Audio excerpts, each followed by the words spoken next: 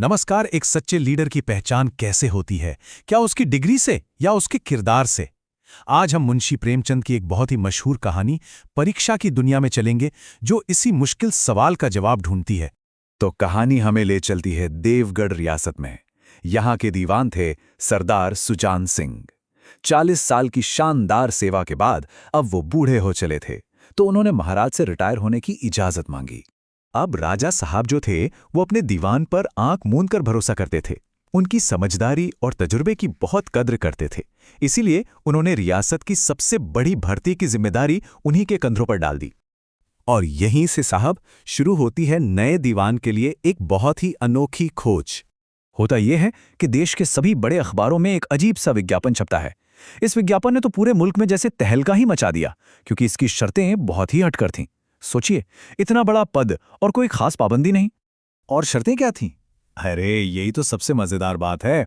किसी डिग्री की कोई जरूरत नहीं, बस इंसान सेहतमंद और मजबूत होना चाहिए। और हाँ, उम्मीदवारों पर 1 महीने तक नजर रखी जाएगी। मतलब पढ़ाई लिखाई से ज्यादा किरदार और काम को महत्व दिया जाएगा।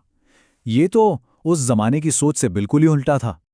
और ये जो एक लाइन है ना, बस यही इस पूरी परीक्षा का निचोड़ है।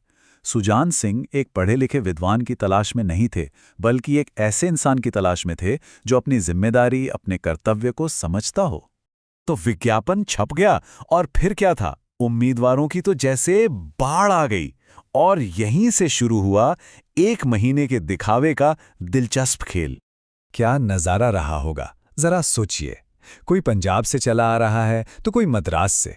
हर कोई अपनी किस्मत आजमाने देवगढ़ पहुंच गया। शहर का तो माहौल ही बदल गया।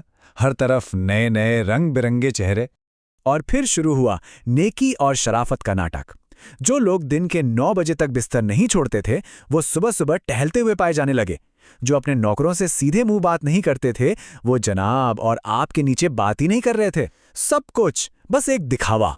तो यहाँ पर जो सबसे जरूरी बात है समझने वाली, वो ये कि सरदार सुजान सिंह इस दिखावे और असली सदाचार, मतलब असली अच्छाई के बीच का फर्क खूब जानते थे। वो कोई 1 महीने की एक्टिंग नहीं देख रहे थे, बल्कि एक ऐसा गुण खोज रहे थे जो इंसान के खून में हो, जो हमेशा उसके साथ रहे। और सुजान सिंह मन ही मन यही सोच रहे थे। वो इस दिखावा करने वाली भीड़ में, इन बगुलों के झुंड में, उस एक सच्चे और गुणी इंसान, उस हंस की तलाश में थे। तो महीना धीरे धीरे खत्म हो रहा था और अब वक्त आ गया था असली परीक्षा का। एक ऐसी परीक्षा जिसके बारे में किसी भी उम्मीदवार को दूर दूर तक कोई अंदाजा नहीं था। सबको लगा कि शायद खेल कूद में हाथ की सफाई दिखाकर ही बात बन जाएगी, तो सबने मिलकर एक जोरदार हॉकी मैच रख लिया। खेल भी क्या खूब हुआ। बड़े ही जोश के साथ शुरू हुआ और शाम ढलने तक चलता रहा। आखिर में तो सारे खिलाड़ी पसीने में लथपथ, हांफते हांफते बेदम हो गए। और ठीक उसी वक्त पास में ही एक हादसा हो रहा था। एक गरीब किसान की अनाज से लदी हुई गाड़ी एक नाले की कीचड़ में, मतलब इतनी बुरी तरह फंस गई कि निकल ही नहीं पा रही थी। अब ये थके हारे खिलाड़ी वहां से गुजरे। उन्होंने देखा भी उस किसान को, पर आंखें बंद कर ली। उनके अंदर घमंड था, अपनी जीत का नशा था, लेकिन किसी की मदद करने का ख्याल वो तो दूर दूर तक नहीं था। ये थी उनकी असली हार। लेकिन उसी भीड़ में एक नौजवान ऐसा भी था जिसे खेल में चोट लगी थी, जो लंगड़ा कर चल रहा था। पर वो रुका। उसने एक पल भी नहीं सोचा और मदद के लिए आगे बढ़ गया। बस यहीं पर कहानी पलट जाती है।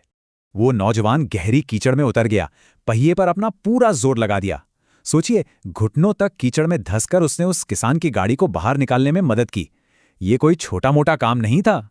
जब गाड़ी निकल गई और उस नौजवान ने मजाक में अपना इनाम मांगा, तो किसान ने मुस्कुराकर एक बड़ी गहरी बात कही। ये इशारा काफी था।